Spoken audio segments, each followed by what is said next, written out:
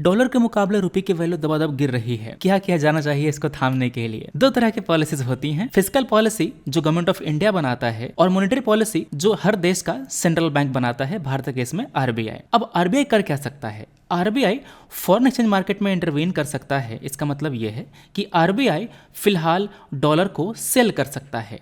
जब RBI dollar को cell करेगा तो डोमेस्टिक इकोनॉमी में डॉलर का सप्लाई बढ़ेगा, जिससे रुपये के कंपैरिजन में डॉलर ज़्यादा अवेलेबल होगा, मतलब रुपये डिप्रिशिएट करना रुक जाएगा।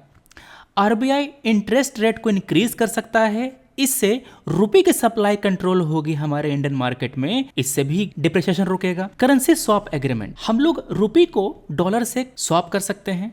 फिस्कल पॉलिसी मेजर में इंपोर्ट डिपेंडेंस कम कर सकते हैं, डोमेस्टिक प्रोडक्शन बढ़ा सकते हैं। इससे क्या होगा? इंपोर्ट कम करने से डॉलर हमको बाहर भेजना ज़्यादा नहीं पड़ेगा, इंडियन मार्केट में डॉलर का अवेलेबिलिटी बढ़ेगा। और जब भी कोई चीज़ ज़्यादा मात्रा में अवेलेबल होती है तो उसका प्राइस गिरता है, मतलब कि रुपये डिप्रिशिएट करना रुकेगा। एक्सपोर्ट को बूस्ट करना पड़ेगा। इससे क्या होगा? एक्सपोर्ट बढ़ाने से हम लोग फॉरेन एक्सचेंज कमाएंगे, इंडिया में डॉलर आएगा। कुछ भी करो, इंडिया में डॉलर लेकर के आओ, तभी रुपये डिप्रिशिएट होना रुकेगा।